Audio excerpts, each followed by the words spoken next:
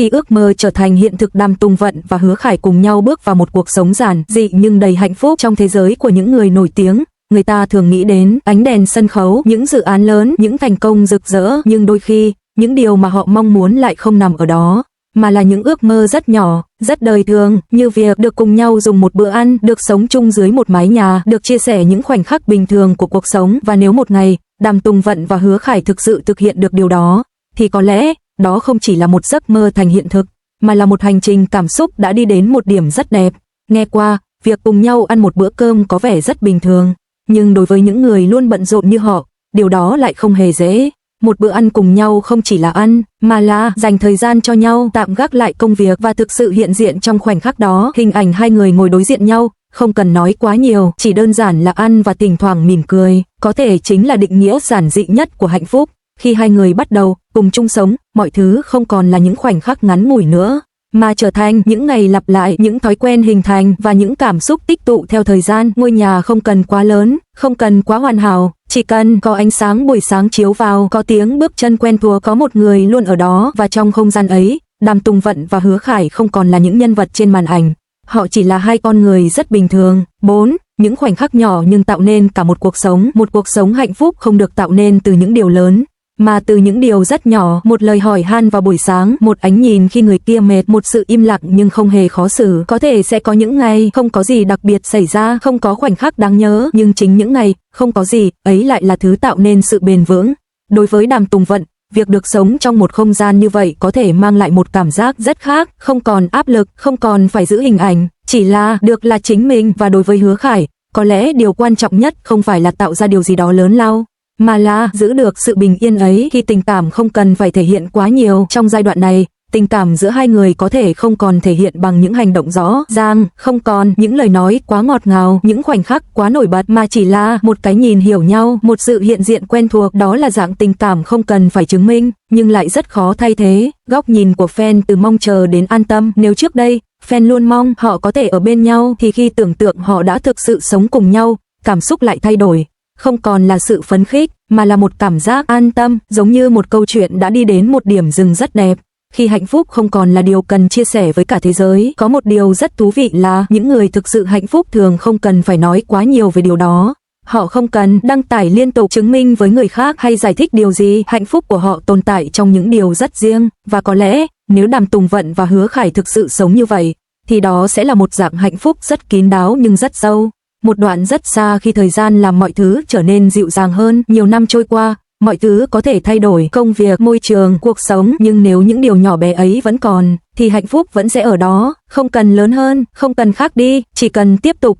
Lời kết cuối cùng khi giấc mơ không còn là điều xa vời. Cuối cùng, điều đẹp nhất của câu chuyện này không phải là việc giấc mơ đã thành hiện thực, mà là cách nó được hình thành từ những điều rất nhỏ. Một bữa ăn, một không gian sống, một người ở bên, và khi tất cả những điều đó kết hợp lại, nó tạo nên một điều rất giản dị, một cuộc sống hạnh phúc, không ồn ào, không rực rỡ, nhưng đủ để khiến người ta cảm thấy như vậy là đã đủ rồi. Khi một giấc mơ trở thành hiện thực, điều thay đổi không phải là những khoảnh khắc lớn, mà là những điều nhỏ, lặp lại mỗi ngày. Một buổi sáng, khi ánh nắng nhẹ chiếu qua cửa sổ, Đàm Tùng Vận có thể thức dậy sớm hơn một chút. Không phải vì công việc, mà chỉ để tận hưởng một khoảng thời gian yên tĩnh. Ở một góc khác của căn nhà, Hứa Khải có thể vẫn còn đang ngủ. Không gian ấy không có tiếng ồn, không có ánh đèn sân khấu, chỉ có sự bình yên. Và chính những buổi sáng như vậy, lại là thứ khiến người ta nhận ra hạnh phúc không cần phải bắt đầu bằng điều gì đặc biệt. 12. Những bữa ăn lặp lại nhưng không bao giờ trở nên nhàm chán. Có một điều rất thú vị khi hai người bắt đầu sống cùng nhau. Đó là những bữa ăn sẽ trở thành một phần của thói quen, không còn là những bữa ăn đặc biệt, không còn là dịp để tạo ấn tượng, chỉ là ăn cùng nhau, nói vài câu chuyện nhỏ và đôi khi im lặng, nhưng chính sự lặp lại ấy lại tạo nên một cảm giác rất khác, một cảm giác ổn định, gần gũi và khó thay thế. 13. Khi im lặng không còn là khoảng cách trong nhiều mối quan hệ, im lặng có thể là dấu hiệu của sự xa cách, nhưng trong một mối quan hệ đủ sâu, im lặng lại là một dạng kết nối.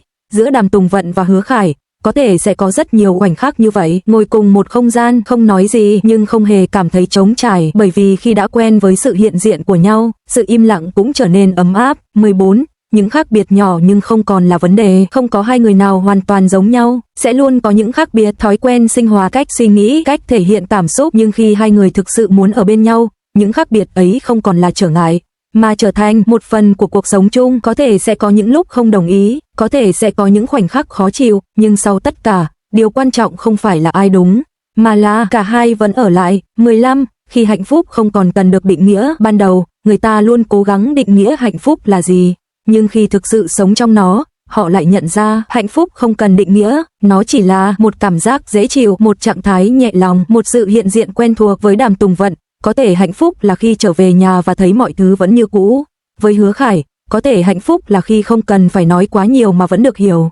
16. Góc nhìn rất xa. Khi cuộc sống trở thành một điều đáng trân trọng. Nhiều năm sau, khi nhìn lại quãng thời gian này, điều đọng lại có thể không phải là những khoảnh khắc đặc biệt, mà là cả một giai đoạn rất bình thường, nhưng rất đáng quý. Một giai đoạn mà không có quá nhiều biến động, không có quá nhiều drama, chỉ có sự ổn định và bình yên, và chính sự bình yên ấy lại là điều mà sau này người ta nhớ nhất. 17. Khi fan không còn mơ mộng, mà chỉ muốn họ hạnh phúc. Trước đây, fan có thể tưởng tượng rất nhiều những khoảnh khắc lãng mạn, những lời nói ngọt ngào, những câu chuyện như trong phim, nhưng khi nghĩ đến việc họ thực sự sống cùng nhau, mong muốn của fan lại trở nên đơn giản hơn. Chỉ cần họ hạnh phúc là đủ, không cần quá hoàn hảo, không cần quá nổi bật, chỉ cần thật. 18. Một đoạn rất nhẹ. Khi cuộc sống trôi đi nhưng cảm xúc vẫn ở lại, cuộc sống sẽ tiếp tục, ngày này qua ngày khác, có thể sẽ có những thay đổi, nhưng nếu những điều nhỏ bé ấy vẫn còn, những bữa ăn, những buổi sáng, những khoảnh khắc im lặng, thì cảm xúc vẫn sẽ ở lại, không ồn ào nhưng bền bỉ. 19. Lời kết cuối cùng. Khi mọi thứ trở về với điều giản dị nhất, cuối cùng, sau tất cả những tưởng tượng, những cảm xúc, những câu chuyện, mọi thứ dường như quay về một điểm rất đơn giản. Một cuộc sống có người ở bên, không cần phải là một câu chuyện lớn, không cần phải có cao trào, chỉ cần có một người cùng ăn, cùng sống, cùng trải qua những ngày bình thường. Và khi nghĩ về Đàm Tùng Vận cùng Hứa Khải trong hình ảnh đó, người ta không còn thấy ồn ào, chỉ thấy một cảm giác rất nhẹ. Như vậy là đủ rồi.